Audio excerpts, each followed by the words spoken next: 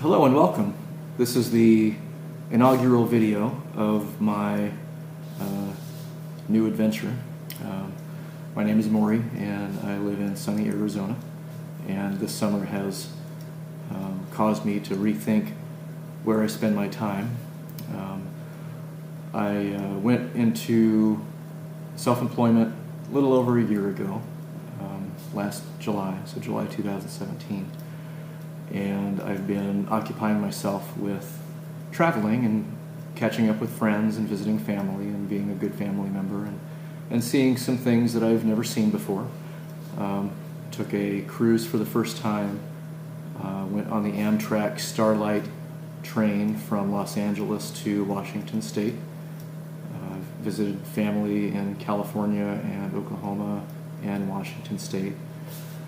And had a couple of additional cruises scheduled that ended up being canceled. One for hurricane damage in the Eastern Caribbean, and then the other one was a Hawaiian cruise. I was actually in Hawaii in March. I went and stayed for a week instead of doing the cruise for a week. But I've done all of these things on my own, not having a partner. I was married and divorced, and I'm not seeing anyone, but I decided that I'm not going to let that stop me. I'm going to travel, and regardless of whether or not I have somebody to accompany me. So when we hit 110, 115 degrees this summer, I started thinking about what was next. And the logistics of traveling with airlines and transportation and hotels tends to be very expensive, time-consuming, and there's really a lot of limitations to what you can do once you're there. You have a fixed amount of time, essentially, because you have a return flight. So depending on how long you stay, you've got X number of days to cram in as much as you can. And staying in a hotel or doing a VRBO condo is nice. It's nice to stay in a nice clean place. Airports and airplanes are okay. I have pre-check and I can get through pretty quickly, and I travel light, so most of my stuff is carry-on anyway. But the question became, how am I going to most effectively use my time? And I started looking into RVs as an option, someplace or a way that I can travel on my own schedule and stay as long as I want to or as long as I can before I move on to the next place. And so I had visited some family in Washington State and rented a car and drove there instead of flying, just to get a feel for the open road again.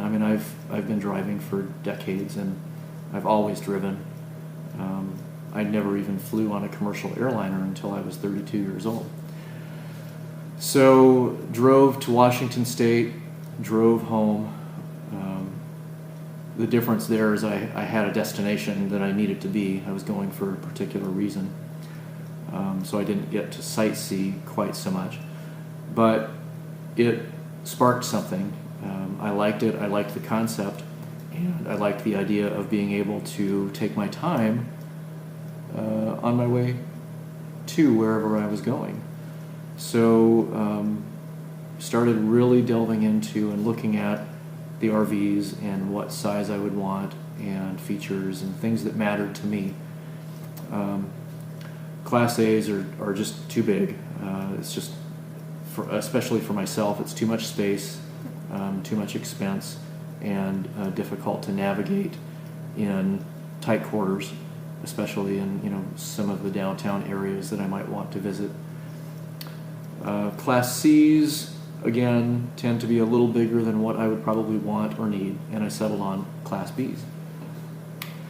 So did a lot of research, looked at a lot of them both online and in person, and settled on the Heimer Active 1.0, so the short wheelbase version, which I believe we are the Russos also have, and their videos were actually very helpful in kind of reviewing, and so I went and looked at them, and next Friday I picked one up. So now I'm on this path. I don't know where it's going to take me or where I'm going to end up, but I'll start small. I'll do a couple of overnights just to get the feel for the rig and how it operates. The one that I'm getting is the 19.7 foot or 19 feet 7 inch version with the EcoTrek lithium batteries and the solar panels. And so I'll jump in and give it a shot. So, you know, I'll do something close by. Northern Arizona is a good target. It's cooler and easy to get to, but it doesn't take too long. So I can get there in, you know, a morning and have a significant portion of a weekend to stay and just, you know, get a feel for how it works out.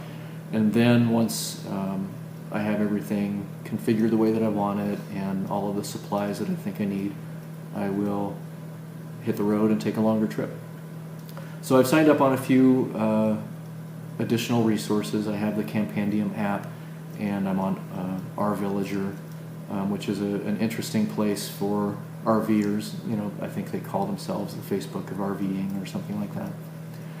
And I've spent hours and hours watching van life and RV life videos, real world experiences, both positive and negative. You know, I didn't want to just get the gloss of, you know, what's good about RVing. I wanted to make sure I knew what I was getting into, and so I got a lot of the negative comments and the things that people didn't like about it, which has also been very helpful. And so here I am. It's been an interesting experience. I don't have the buyer's remorse that I usually do when I make a large purchase. I did buy this one new. It's a 2018 on a 17 chassis. I'm excited, and you know, we'll see how it goes. So I'll pick that up next Friday, and one of my first videos will be a complete walkthrough and a review from my perspective. You know, the online reviews were helpful in figuring out how things work and the features that it has. I'll probably focus on some of the things that were important to me that I wanted to see that I didn't really see a lot of. So I'll hit some of those points that that were missed or maybe not covered in quite the detail that I wanted. And hopefully that's helpful for anybody else that's looking at the Heimer or just RVs in general. And I may actually even do individual videos of specific components,